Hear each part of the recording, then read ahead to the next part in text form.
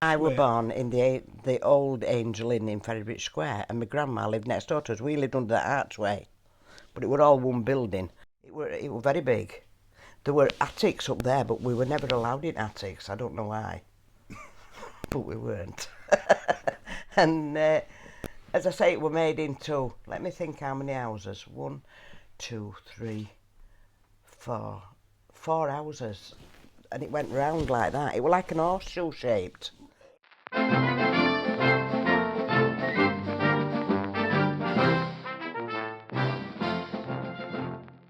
Hubbard's Fish Shop, Atter's Shop, Thompson's Newsagents, Doctors, and then there were Lion and Butchers across road. Well, on a Christmas morning, Harry Beach, who had the 3 horseshoes, used to throw money out the street, and we used to go up street and collect it. And Dad was like a scrap man, and he used to have donkeys, and he used to go round for scrap, and this was his yard up here. And he used to, in them days, oh, I am old, aren't I, in them days.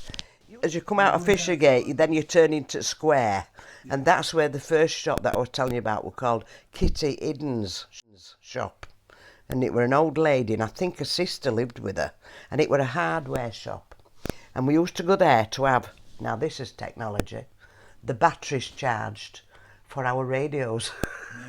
Accumulators, they were called. They were massive. They were as big as this. You used to take them over when they ran out, and then they used to fill them with something. A bit like a car battery, I suppose. Isn't it? Yeah, we used to go there. And I can remember this, that cigarettes were rationed.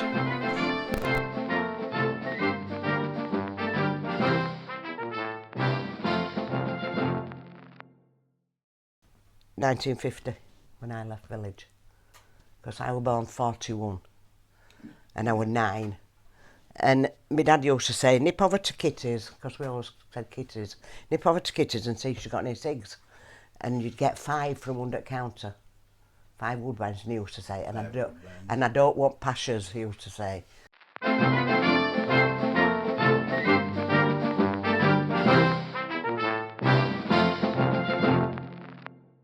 And there were, just before that archway, there were Piper's shop and Streets' shop. Right. Piper's were, they sell clothes and wool and stuff like that. But I can remember houses there with railings round. They had railings round. And I can remember even who lived in them 2 houses. No. Yeah, Mrs. Flaxton and Mrs. Holy. As in Holy, Holy God. Holy thou. Yeah. Oh, it's amazing, isn't it? That's Piper's shop, and that used to be Street shop. That was the grocer's. That's where it was. I can see now. I started, it was 1971, I can always remember when I started, because it was the day that the money changed to decimal. Oh, and what a job I had. Everybody wanted 10 bob change, they didn't want 50p, you know what I mean? Yeah. And then I left Providence in, I worked there 19 years because I left in 1990. But in the meantime, I'd started work for Barry about 7 years after I started work at Providence. Right. And I worked there, well, it was 40 years. You know, it's funny, look, I've got an old wage packet when I first started work. Oh, yeah. And it's, I don't know where it is now, so I'm not going to find it for you.